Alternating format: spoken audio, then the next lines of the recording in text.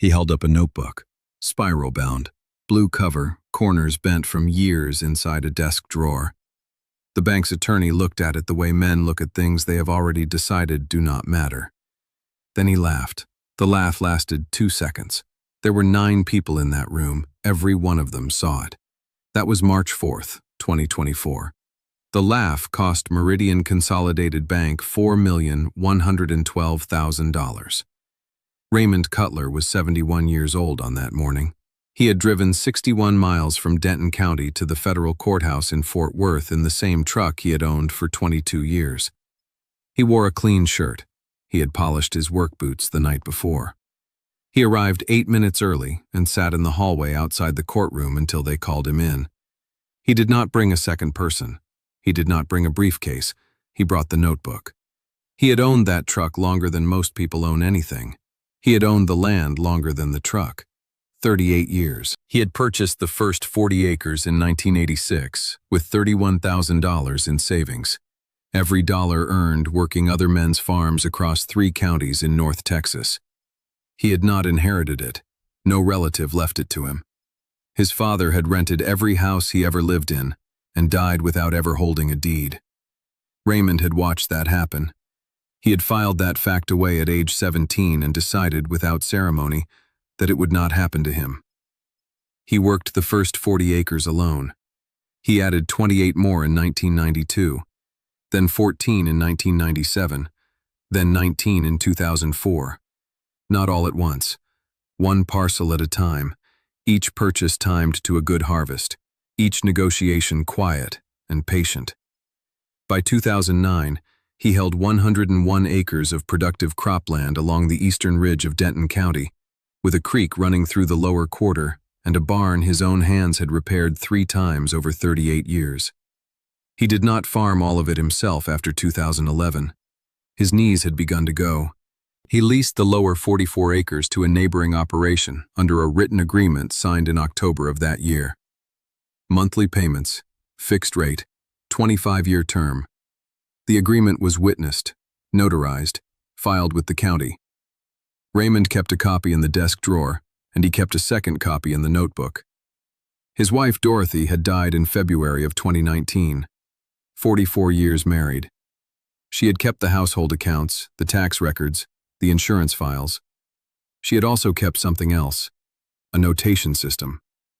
Every payment received or made that related to the land went into a ledger she maintained by hand, going back to 1987. After she died, Raymond found 31 ledgers in the filing cabinet beside her desk. He did not open the cabinet for 3 months. When he finally did, he stood there for a long time before he took anything out.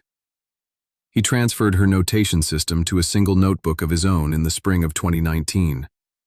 He did not trust himself to keep 31 ledgers organized. He could keep one notebook.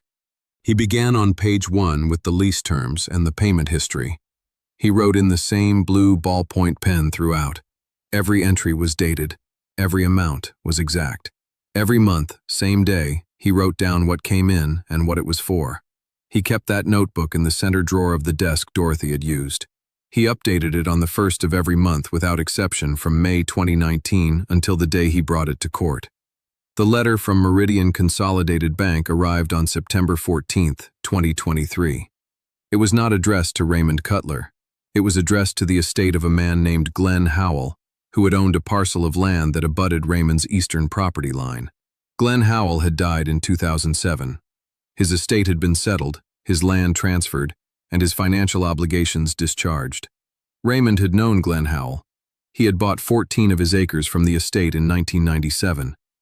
There should have been no further connection between them. The letter, which had been forwarded twice before reaching Raymond's address, claimed that a promissory note from 1989, signed by Glenn Howell, co-signed by Raymond Cutler as a character reference, had never been fully discharged. The principal balance remaining, per Meridian's records, was $218,400. Interest accrued over 34 years brought the total claimed to $614,000. The letter gave Raymond 30 days to respond. He read it once, then again, then set it down on Dorothy's desk and sat there for a long time. He did not remember signing that note as a co-signer. He remembered the conversation with Glenn in 1989. He remembered it was about equipment financing. He had not remembered co-signing anything, because he had not co-signed anything. He was 36 years old in 1989. He had $31,000 in savings and 40 acres that were not yet paid off. He had not been in a position to co-sign a $218,000 note for anyone. He called an attorney in Denton named Patricia Fogg. He had used her once before, in 2011, for the lease agreement. She took 20 minutes to hear the details. She told him it was likely a database error, a name match, a transposed account number, something clerical. She told him to send her the letter and to find any records he had from 1989. She said she would make it go away. It did not go away. Meridian Consolidated Bank's response to Patricia Fogg's initial inquiry came from their Asset Recovery Division.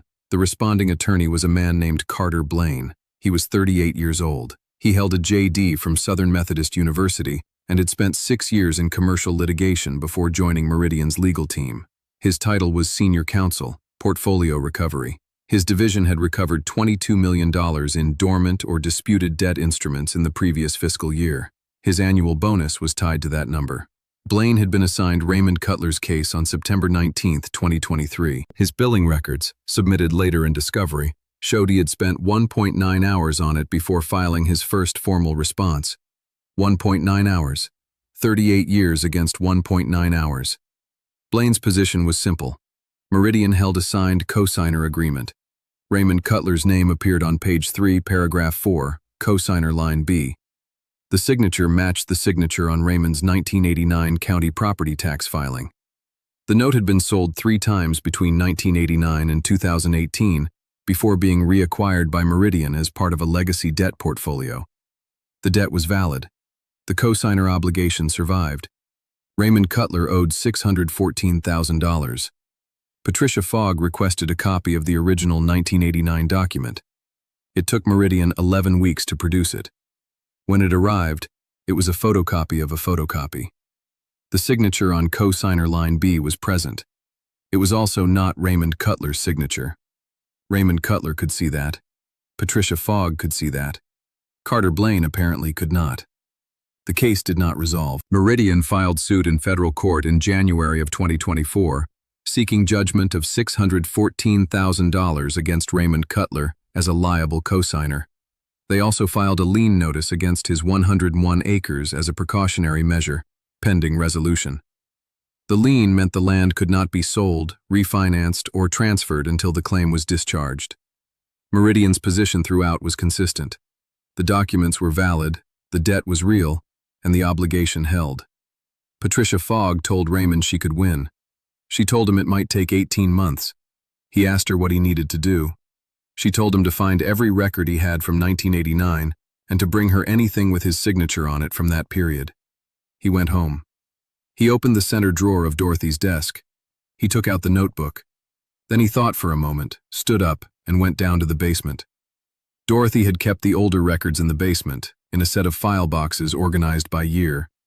The boxes went back to 1983. He had not opened them since she died. He found the box marked 1989 behind the box marked 1990. He carried it upstairs. It weighed 14 pounds.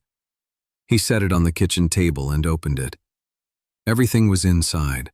Property tax filings, equipment receipts, utility records, bank statements, and a folder labeled in Dorothy's handwriting, "Loans and cosign requests, declined."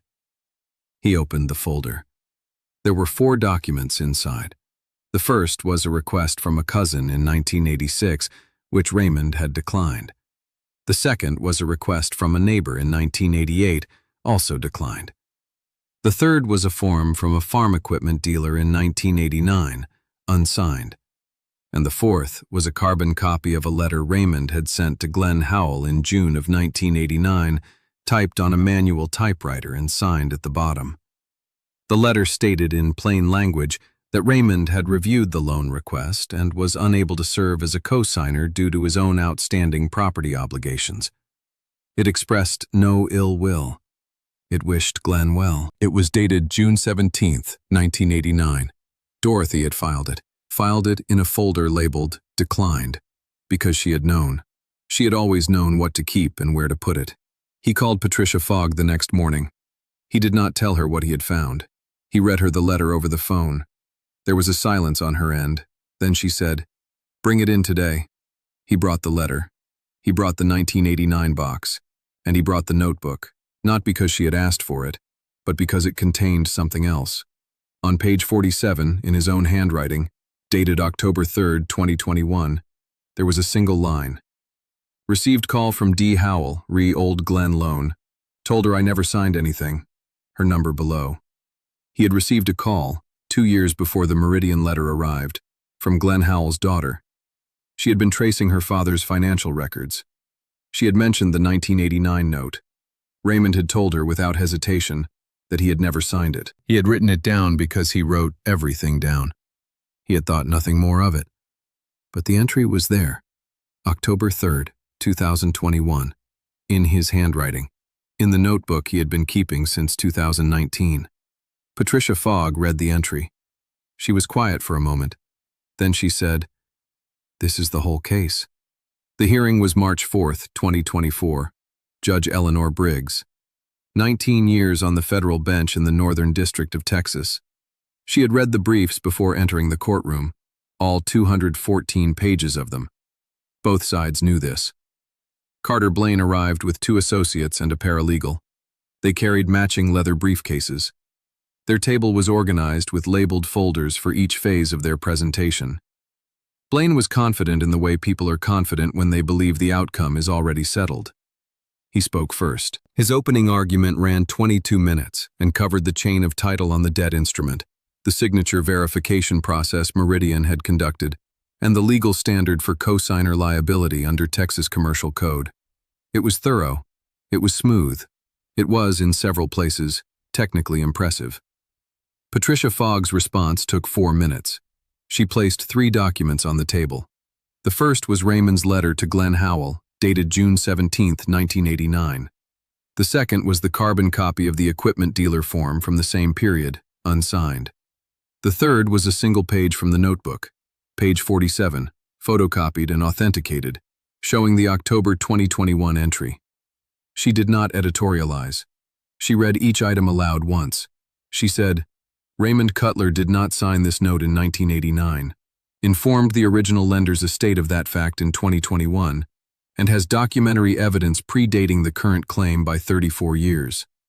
She sat down. Carter Blaine stood. He looked at the notebook page, he said, in the presence of Judge Briggs, both associates, the paralegal, the court reporter, and Raymond Cutler. He said that a personal notebook was not a legal instrument, that handwritten entries were self-serving and unverifiable, and that the court should not give weight to what amounted to a man's personal diary. He used the word diary. He said it with a particular tone. He smiled briefly when he said it. One of his associates looked down at the table. Judge Briggs looked at him for a moment. Then she looked at the notebook page. Then she read it. Not quickly. She read it the way a person reads something when they are deciding what it means. She asked one question. She asked Carter Blaine to identify, by name and date, the individual who had conducted Meridian's signature verification on the 1989 cosigner document, and to state their qualifications and the methodology used. Carter Blaine looked at his files. He looked at his associates. He looked at his files again. The verification, it emerged, had been conducted internally by a junior analyst in Meridian's portfolio recovery division. The analyst had used a photocopy of a 1989 tax filing as the comparison document. The analyst's qualifications were not those of a certified forensic document examiner. The methodology had not been validated by an independent third party. Blaine answered the question in 47 seconds. He sat down. Judge Briggs did not deliver her ruling that day. She recessed for 72 hours. When she returned, her ruling was 31 pages. The summary occupied the first 4. She found for Raymond Cutler on all counts. She dismissed Meridian's claim with prejudice. She discharged the lien on the 101 acres. She awarded Raymond Cutler $340,000 in damages for wrongful lien filing, legal costs, and the demonstrable impact on his lease income during the 6-month period the lien had been in effect. and she ordered, pursuant to Rule 11 of the Federal Rules of Civil Procedure, a sanctions investigation into Meridian Consolidated Bank for filing a claim without adequate pre-suit verification. As part of that investigation, the court froze $4,112,000 in Meridian's Portfolio Recovery Fund, the full operating budget of the division that had come after Raymond Cutler, pending review of their verification practices across the entire legacy debt portfolio. Carter Blaine left the building without speaking to anyone. Raymond drove back to Denton County, 61 miles, same truck. He did not stop anywhere on the way. He pulled through the gate at 4:47 in the afternoon. The light was going flat by then, the way it does in March when the sun drops behind the ridge. He parked by the barn. He got out. He walked south, past the lower field, past the lease boundary marker, to the far edge of his land where the ground rises slightly before it levels off again. Dorothy was buried there under a post oak she had liked. He had put a flat stone. He had kept the grass cut around it. He stood there for a while. The wind came up from the south, the way it always does in the afternoon. The creek made a sound below. Nothing else moved. He took the notebook out of his coat pocket. He held it for a moment. Then he said one thing. He said, "You knew where to put it." Then he turned and walked back toward the barn. Records are not bureaucracy. They are memory made permanent. Dorothy Cutler understood that. She had understood it in 1989 when she labeled a folder "declined" and put a carbon copy inside it. She had understood it every month for 32 years when she opened the ledger and wrote down what happened. The system she built outlasted her. That is not an accident. That is preparation mistaken for ordinary life. Tell me in the comments, if Meridian had offered Raymond $200,000 to drop the case before it went to court, would you have taken it? Or gone all the way like he did? I'll see you in the next story. A 74-year-old woman in rural Kentucky found a 52-year-old survey map in her late husband's workshop that her county had declared legally non-existent. Subscribe and you'll be there when it unrolls. Paste your script.